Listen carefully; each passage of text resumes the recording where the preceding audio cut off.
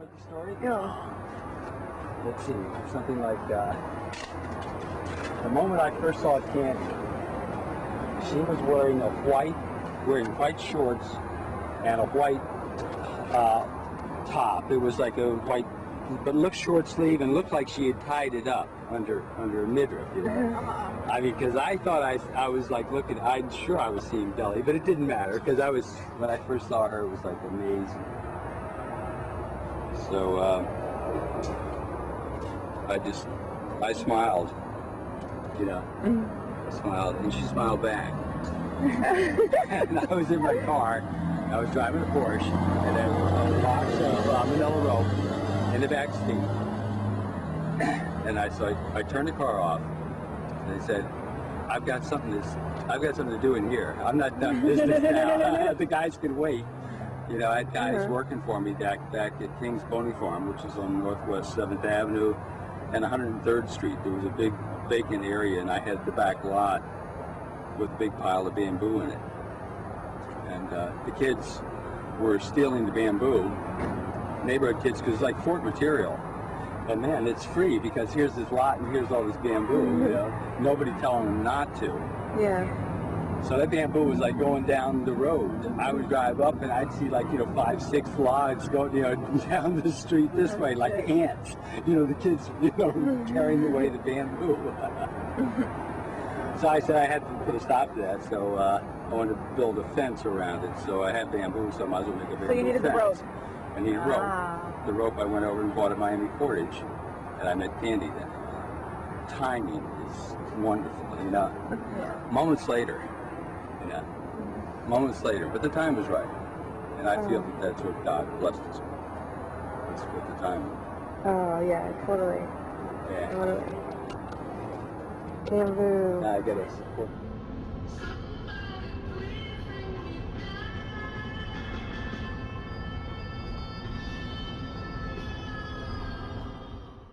How you doing? I'm great. I know you are, Rollin. Just I've been here. I have an opportunity for a new life. Look at these. This is The whole idea was he needed things washed. That's why he brought it here. Where's your stuff, honey? there's it's in there. There's a bag of no, it's hanging up here. It's hanging up in the shower. There's the underwear and my olive. So Jason there. All right, yeah. Good to see you, Jason. What do you think, huh? Amazing. Isn't this amazing? Absolutely. It's incredible. Like I was dying. I really was dying. And they snatched me from death. Yes. Incredible. We asked one of the surgeons yesterday what his old heart looked like, and he said, well, it still had a wiggle left. It's quivering. A quiver. A quiver. It was quivering. It wiggled. No, he said it wiggled. It wiggled a little bit. But it wasn't squeezing. It wasn't squeezing. It It wasn't wiggled. pumping. Little. Like, Yeah, it's no wonder you can't sleep. oh no, I mean that's why I was tired all the time. I was Right. tired. I was cold. I was like I had no circulation. Right. And I was dulled. I was like, my brain was like, it was not getting any oxygen. Are you sure? Now it's like, Really? See the color back in your face. Randy thoughts, right? Yeah, right. Yeah, with 65 years of practice. Somebody who's, unfortunately, the reality of the situation was that someone made the ultimate sacrifice so that I could live. And then after you make the decision, hours and hours go by because it goes into the national hotline, and then they have to decide which hospitals are called for which patients who are on the priority list. And then the surgeons have to converge on the location where the donor is and start distributing the organs. And the heart goes last. The hardest is last. Yeah. The most time. Yeah, yeah, But they keep to keep the rest of the body going. the rest of the body, organs On going. artificial with the heart going, you know. So they harvest the other organs first, and then if some of the surgeons show up and they decide that they don't want the particular organ, maybe their patient isn't, maybe there's something, an issue with the donor. And the patient that they're thinking of that would match that, they don't want it for that. So now they have to go to the next group, you know. So hours, and then there's all of this agony for the family, you know, when all this time passes. Sure. So it's a hard thing. Yeah, This I'm is your hungry. new toy, huh? Yeah. Very cool. I don't think it's big enough. Yeah. Let's start. So that has a built-in camera, and I guess on the top. Yeah, it's got a That's little great. webcam. Beautiful. Very Yeah. cool. It's just incredible, though, the feelings that you get. Because now it's like things are working in my body the way that they would normally work. Well, you know, it's how other people are, and it's how I was Just alive. the little things you take for granted. Right. Yeah, Right. like oxygen flowing. Oxygen flowing to your brain. Right. Yeah. Yeah, just And You the know. 6 weeks that he spent here prior, where they're giving him this rocket fuel and wasting his heart. I Right. mean, basically they wasted his heart in 6 weeks, which would have, you know, they said that he had 6 months with the heart. Right. So, you know, at 6 weeks with the rocket fuel, they were using it up Right. fast. Right. But that enabled the rest of the body to feel like what it would feel like if it had oxygen, it could accept it could accept it Accept the without organ. dying. would, you know, have a chance to breathe again. Right. Instead of just all of a sudden giving that shock to the system. Yeah. Too much, right? Cliches are so good in here. Really makes it Alive. Nice. Hmm. Yeah, it's great. It's home, right? Yeah. Yeah, she fell asleep at Cindy's and woke up at 10:30 in the morning. Oh well.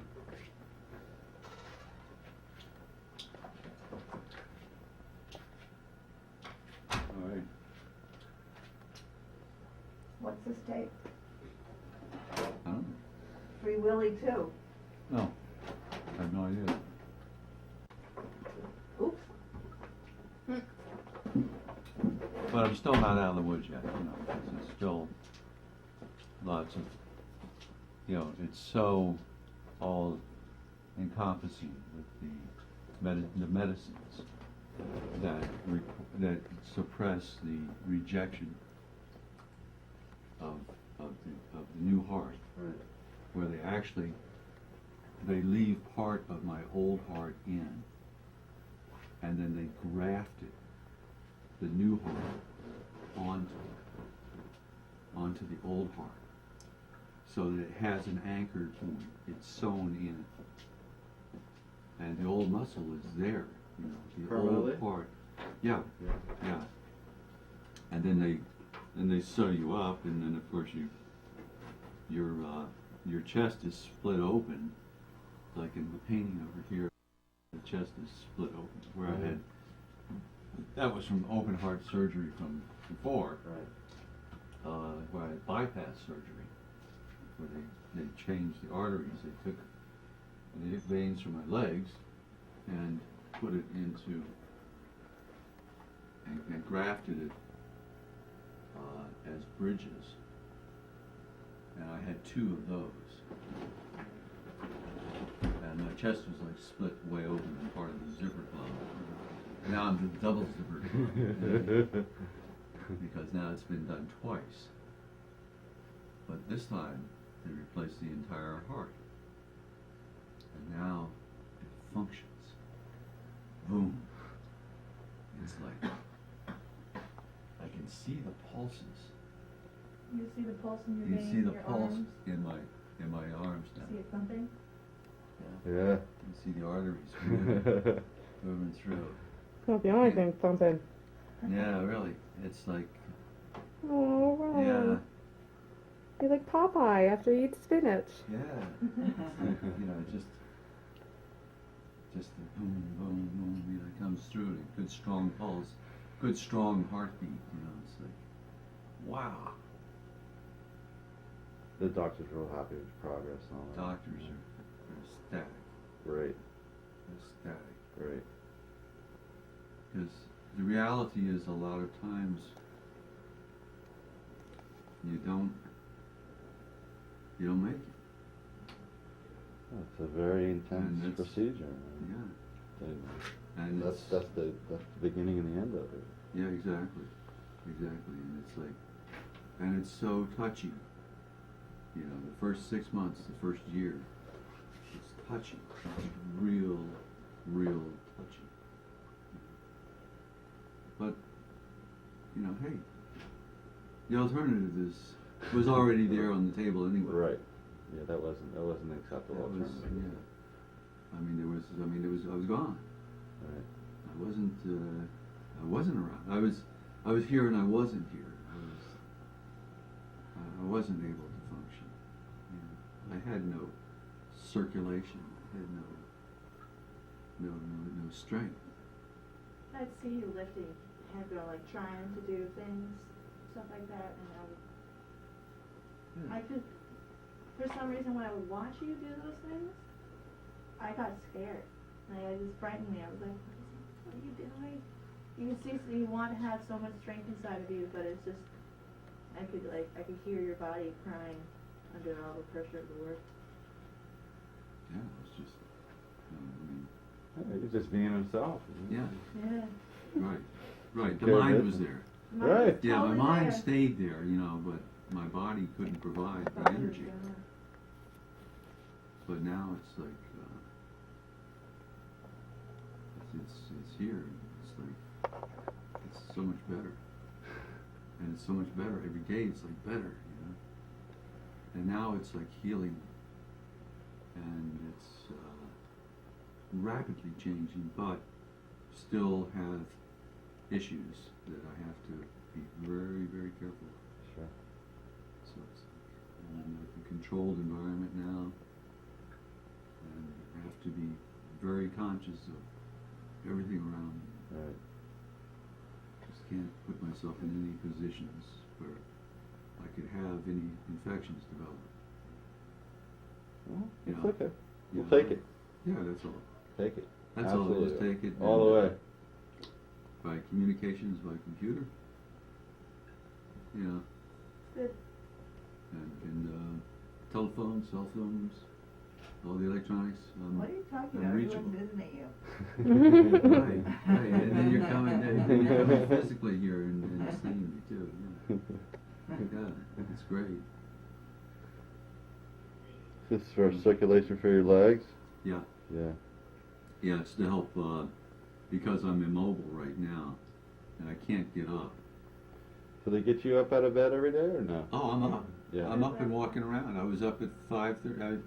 Actually, I woke up at 4 o'clock this morning. How? Yeah, went to sleep a little after midnight, woke up at 4. And they're like, Good. Mr. Stirman, don't you know what time it is? It's 5:30 in the morning. I said, yeah, I see what time it is. He says, what are you doing up? Why are you doing out of bed? He says, well, they told me to get up and get out of bed. Well, they told me different this morning. You know, they said, now stay in bed, you know. Get off my feet. Spend the weekend in bed. Okay. So I got to stay in bed. How's your the clicking in the chest? No, it's, you know, it's, the chest is there. That's one of the issues. It's, Yeah. you know, And- Is that But- yeah. Well, I'm bleeding. Chest I'm cavity? bleeding in here. You know. Hmm. You know. So there's, it's a mess. And we're just trying not to have any effusive. You know, Yeah, just the movement that you do Disgusting. a lot, you gotta be careful because it was open, so now it has to close again. Sure. Putting I got a pressure big- on your arms and stuff like that, using your arms makes it, you know, Mhm. jostle. And you could hear and feel a click, like clicking, as it like rubs together. They use staples? Hmm? They use staples? Stainless steel wire. Stainless wire. Just laced together. Stainless steel. Wow. Right to the cartilage of the sternum. Wow. You know, from here down to here. Opened it up. Took out the old heart. Said, holy mackerel. Cut it away. Threw it away. And you just rented Started that movie, doing- All That Jazz? Huh? I did. You've seen it before? No. There's a heart Oh, transplant. you're gonna see a full transplant in that movie. Really? Yeah, I mean a full Let's watch it. spreaders and the whole thing. I don't remember that. That's the only part of the movie I can vividly remember. Which one is this? All That Jazz, I just rented it on Netflix. the Bob Fosse Oh. autobiography. Yeah, I mean they show, it's very vivid. I had no idea. Yeah, that movie's 20 years old. No, it's been on my to-do list.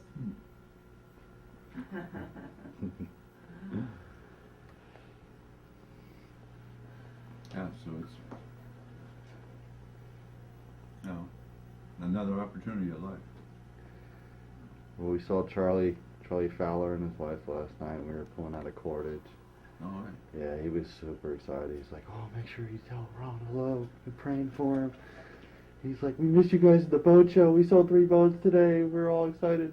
Oh, great. Yeah, Great. he's super fired up. Great. But everybody's been that way. I'm just so excited for you. Yeah. So happy. Yeah. And I've been doing work here. You know, I've been working in my sketchbook. I'm doing drawings. You know, documenting, you know, stream of consciousness, writing down numbers of things, you know, vital signs, how they're able, you know, maintain, so that I can stay abreast of each of the pressures, blood pressure and temperature, watching all of the systems that I can, you know, that the doctors will, you know, will show me. Life is so precious. Life is so very precious. Are you really hungry? Yeah. Oh, I remember this story. Yeah. First Amsterdam painting Right. here. Okay. So, Right. And there's a pointer that's in the box. a pointer. A pointer. And the sheets. These are bodies too. These are heads and arms. A head and arms. Ragdolls. Like hanging. I love this painting. Start with Amsterdam, Sure. as that was one of the paintings that And when you go to this one, I will jump up on the table and show you how I did it. It looks sweet. this first Amsterdam painting on top of the door over here shows a dancer who's the main figure, and I viewed this club from an overlook, and started seeing all of the different levels that the dancers were on platforms. And they had planned the platforms for 30 people, for 50 people, like 100 people, and then for like 8 people and 4 people. And Mr. Bill and myself were sitting, it's kind of like a loft area above the bar. And this very dramatic leather jacket with boots and a leather hat comes walking in with 2 small women that were dressed in buckskin, like Indian princesses. And he proceeded to climb to the top of this one main pedestal. And then he starts this dance, very sensuous beat, and his arms were flailing out in direction pointing, very rigid, almost flamenco-like in his movements. And the coat was swirling around, and the girls were dancing around his feet, going in and out, kind of like kittens or cats would do, crawling in and out of these the legs in a subservient position to the male. And here he was, just being very bold with his moves, and it just really captivating, you know. And then the lights were pulsating behind him, these bright lights, which are shown in the painting of just, you know, of white. And then there's some shadow forms of organic figures, which is what you could make out in the darkness of this club, where the main dance floor was kind of dark, and you could just see occasionally some radiant light off of the dancers that were on the dance floor. The crowd was amazing. And he peels off his coat really dramatically and throws it. And he's about 5-6 feet off the ground. He's on a platform. And now he's wearing leather shorts, leather boots, and a leather hat, and no cape, no jacket, no cape. And these girls now are starting to dance around him very sensually around his legs and caressing him and being very exotic and erotic at his feet. And that's the two golden, almost loincloth dancers that are at his feet in the central portion of the painting. On the lower left, and Mr. Bill with the green hat, who was traveling with us to Amsterdam. And we're sitting upstairs, and we're watching this this unfold. On the dance floor are several different versions of Barry dancing, and Edwin dancing, and Candy dancing, and of course I put Katie in dancing in several places as my main figures. I use my family as part of the crowd, and just the extenuated motion of the club, the excitement, and the vibrantness, the sensuality, the life of the club itself. Fantastic place. Club It in Amsterdam. Real rugged spot, but just so much fun. There's a second painting of Club It, which is on this door over here, and again, this is a view from down below, looking towards the bright lights. But this is Candy, my wife Candy, and my friend Barry Sharp. That's what I thought. Barry on the bar. Candy was dancing near the bar, and the bartender pulled her up onto the bar to dance on top of the bar. So Candy starts her dance up on the bar as a platform, and Edwin, my son Edwin, and myself are in the lower left of the painting, and Mr. Bill with the green hat on is on the right. And I'm in the painting, and I'm also observing the behind me. The redhead figure is Rianne, a lady we were traveling with, and she's being mauled by a Dutch boy whom she's backed into, and is sensuously rubbing him as he's rubbing her, and they're both having a good time right on the dance floor. Again, platforms of the of dancers silhouetted, and just throbbing motion tried to portray again the atmosphere of the club, the darkness and the lights, the forms, the dancer forms again are Edwin and Katie and Candy. Just really trying to portray again the life of this particular nightclub in Holland.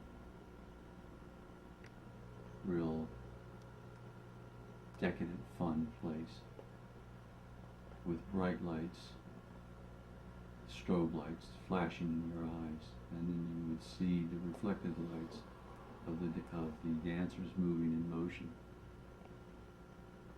And that's oil on canvas. That would bring me over to the club in South Beach, which reminded me most of the Amsterdam clubs, is Crowbar on South Beach. And it exists as a pencil drawing on canvas. And here is, again, bodies in motion. Dancers on platforms and friends dancing on the dance floor. And myself in the lower right-hand corner is a self-portrait.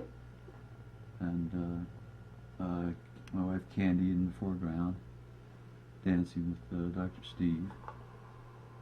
And club dancers that were up on the that are up higher and in larger forms. I made them larger than life, bigger than life, as they appeared in the club itself. And of course the crowd receding in the distance, and the cathedral-like arches that exist in the club, which is a real simple, again, simple, lively, vibrant spot, which is on South Beach, on Washington Avenue. So, it's a G-clay right now. The original I'm going to keep as a pencil drawing on canvas. But the G-clays I will be working and overworking them and bringing them up into an oil painting.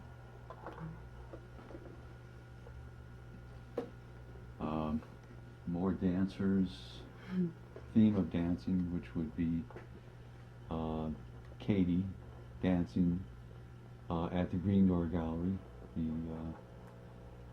the large blue-purple painting with 6 figures of Katie doing her dance of being exhausted from work, and how you come home and you start to just undress and chill out, and then later you start to think about the evening and what you're going to be doing.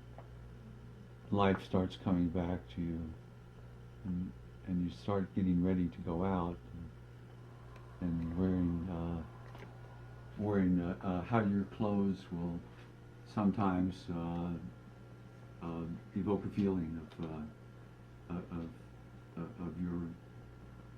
of what you want to feel that night. And essentially that's what this painting is about. But existing in the painting itself are drapes on the models, drapes on Katie's body, which have repeated forms in the structure of the dancers, exaggerated forms in the forearms. And it was purposeful that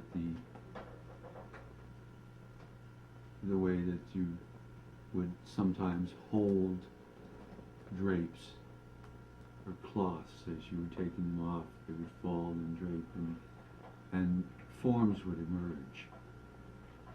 The central figure has several different forms in the drape itself. There's between the left dancer and the center dancer are 2 different dresses. However, there's 3 pieces of cloth, as it appears. And within the center cloth, the way the shape forms with her knees and legs beneath, but actually it becomes an amorphic body form of two figures, one almost the Pieta, Christ-like, where she's holding it in her right hand and pulling it up, the lifeless form, and another where it's a thigh and a head thrown back with arms dangling down, and just utilize this as a metaphor so that you have a repeated form of the arm coming forward, and there's a repeated form of the arm in several different directions.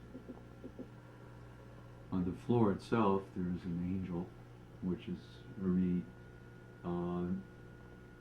God's providing to us protectors, guiders, and they're emerging from the floor as one of an angel with wings, which is between the fore dancer and the back dancer. And you see that in the floor itself, in the structure of the floor, over the shoulder, over the model's left shoulder.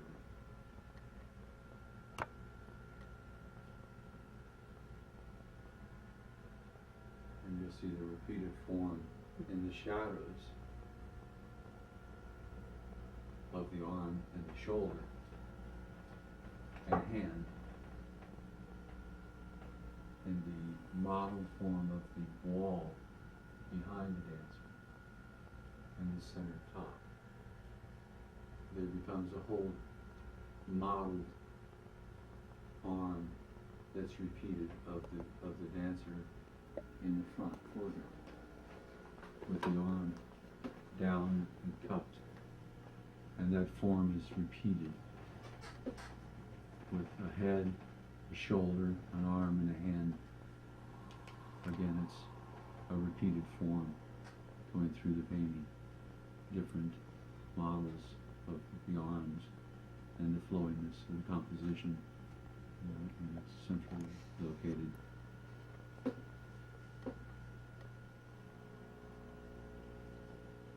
The back dancer has her arms straight down, kind of a rigid form, like she's leading and she's dragging her dress. In the drapery of the hand, where she's holding the dress itself, becomes an organic form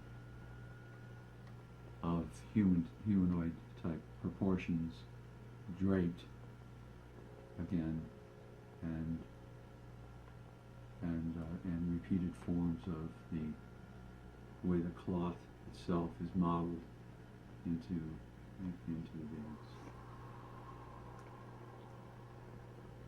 There's a form that emerges from the floor between the center and the left dancer, who's kind of rising up with a head and a shoulder, an arm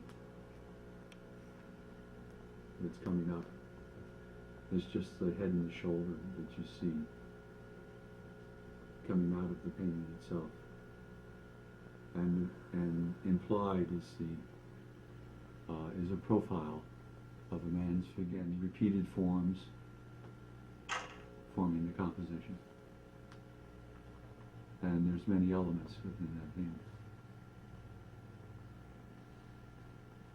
So that's Katie dancing 1, the first of 2. The door on the left is a open heart surgery. This was done after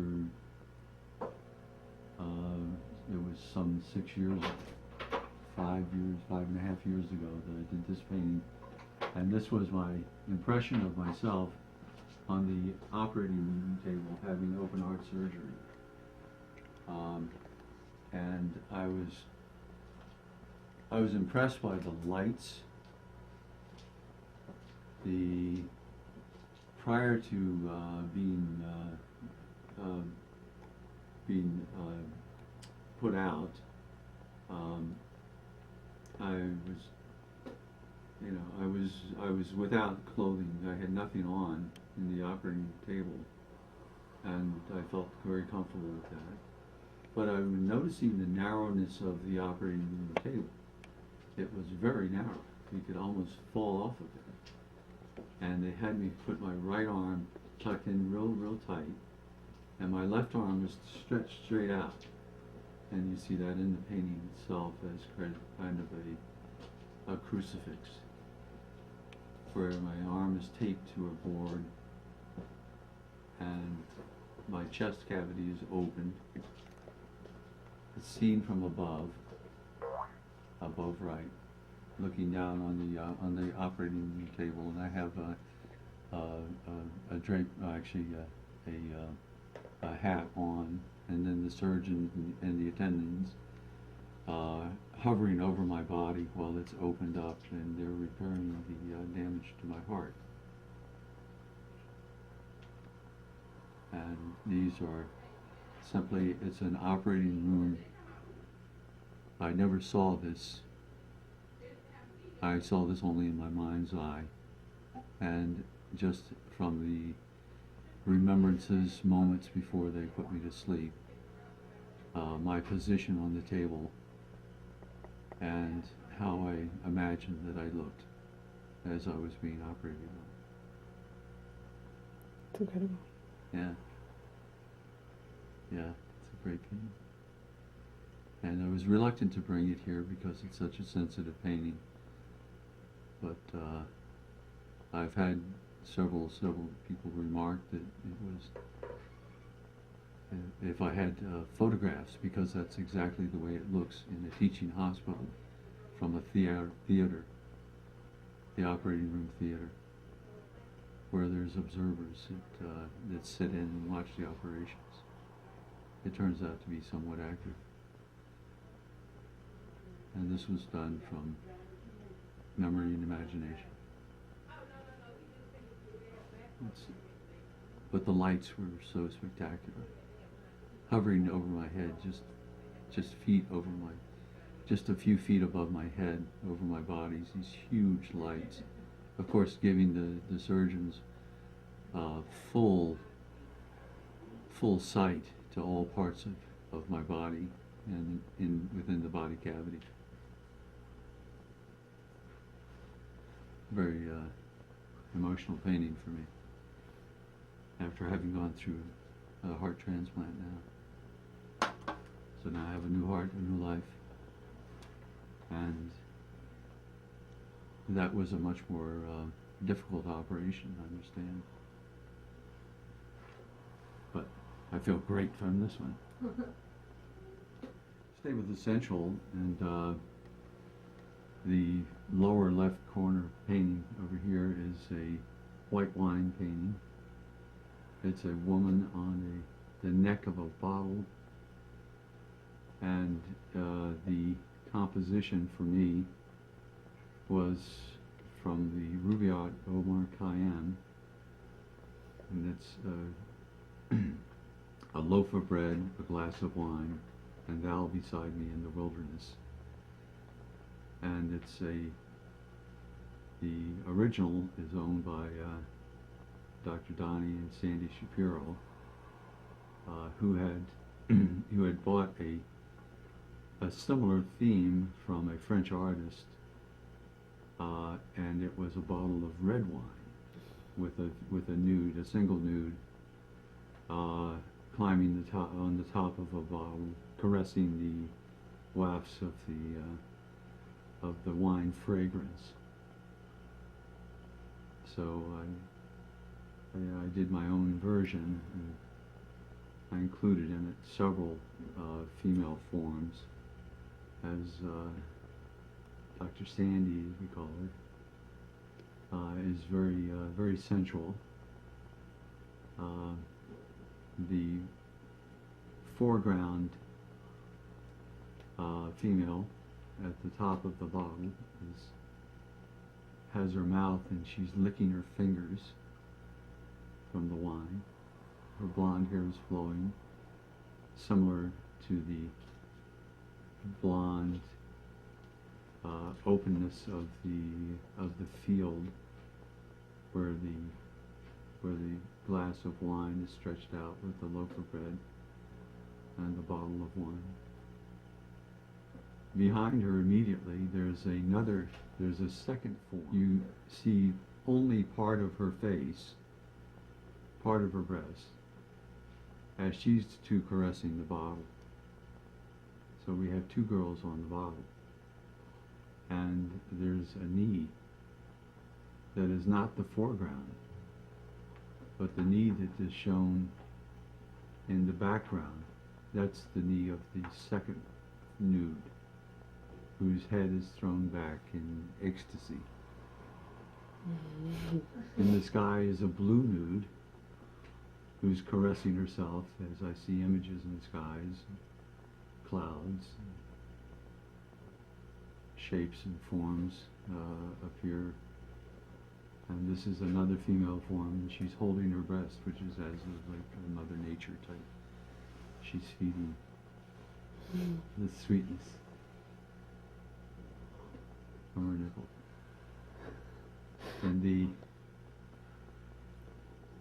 And in the lower field behind is just, you see only a portion of a torso. Again, it's a Dr. Sandy's repeated form of how she would hold her breast up To speak. to rub it. I must Right. speak. Yes, she caresses herself, and she's holding her breast up. And of course, as all this has to do with the owners of the painting.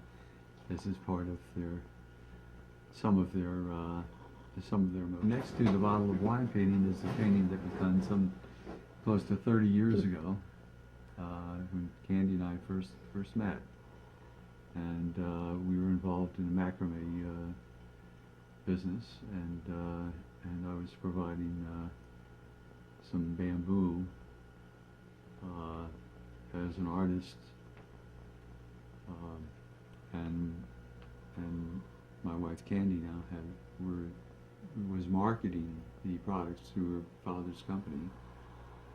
The piece is a reflection of myself in the mirror of an existing artwork, which is a fiber piece, half of which is a mirror and the other half is a landscape scene.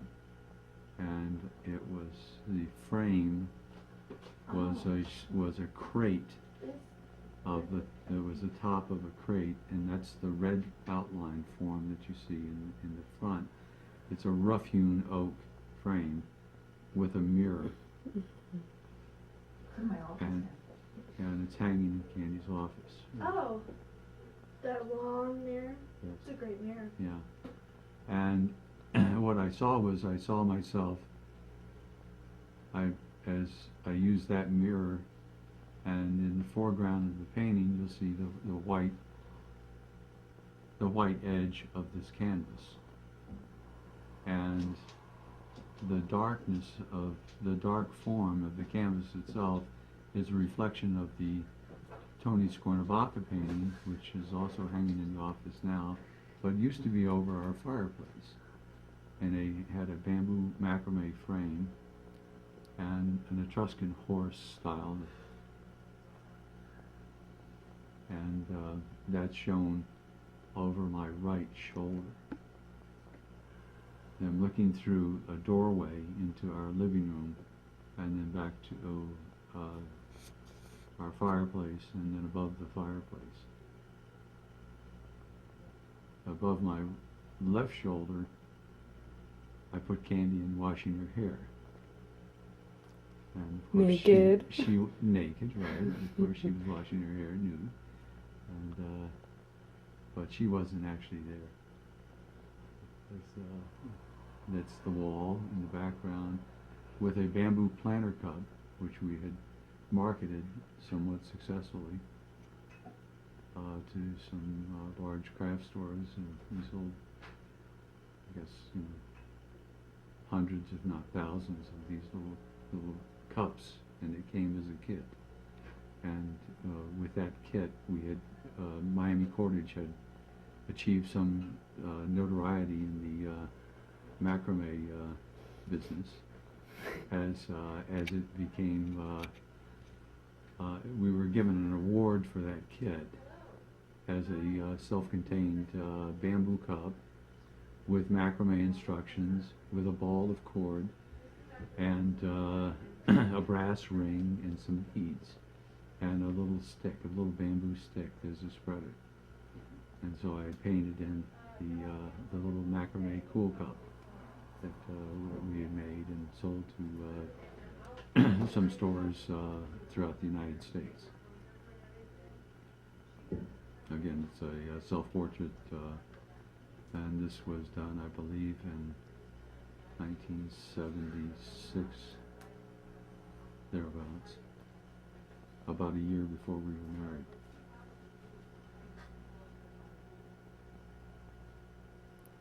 Above this painting is Charlie's dog. It was a commission piece, a black Labrador. Tucker. Oh, Tucker. Tucker, oh, as in Tucker being out, right. Yeah, Tucker was a very vibrant, full of life black Labrador. And Tucker died at about age 2. And the only photograph that they have of Tucker I used for the portrait, for the painting. The photograph itself has Tucker with Tucker's trainer behind him. The original piece is pastel. It's pastel on paper, and this is a inkjet printing G-clay on canvas, embellished with oils. And Tucker is shown as a 2-year-old black lab in a training session, but behind Tucker is what I imagine Tucker would have looked like had Tucker lived to be a full adult dog and lived a full life. So I painted in Tucker as I would imagine, as I had imagined he would have aged and would have appeared some 10 years, 15 years later during his lifespan, showing him as a full life. It was the photograph was in a field with a lake in the distance and the sky and the canal, or a lake beyond the fence. And it was a fun work. I have like 8 minutes left, so I have to get the paintings. Okay. So. The next painting is Bella and the Deer. Bella and the Deer is Stewie and Betsy's dog Bella on Skyline Drive. And we stopped to observe some deer grazing. And Bella saw the deer and was like full attention. And Stewie had noticed that there was no cars coming, so Stewie opened the door and allowed Bella to go out. So Bella didn't leave until Stewie said, "Go, Bella." So Bella left, screaming across this meadow towards these deer, who just didn't move. And in the lower right-hand side are the observers that we were in the car, watching this unfold as Bella started just really running low and with great power and strength. But she's only like a little 20-pound dog. But Bella was out to get a deer that day. And she was attacking these deer, and I was surprised that the deer, they just kept grazing. And I'm like watching them saying, well, when are they going to move? So finally, 2 of the deer, which are in the center part of the painting, kind of moved their heads around and looked at Bella, well, almost with disgust and disdain. Like, what's a dog doing here? Okay, so here's Bella attacking them. Her ears are flapping, her tail's flapping, and she's running like a fullback, headlong into an attack position. And the deer at the last moment just flipped their tails up and they all bounded away. So it was a very fun. Of course, Bella didn't come close to actually getting the deer, but it appeared from our vantage point that she was like very close to them when they finally did move. To the left of Bella, in the rocks, is the edge of the Shenandoah Valley, and Mother Nature is portrayed as forms, as rock form structures becoming a female form who's sensuously touching herself, and this is Mother Nature, and life is coming from Mother Nature. And the mountains in the background that complete the Shenandoah Valley. Do you want to make out?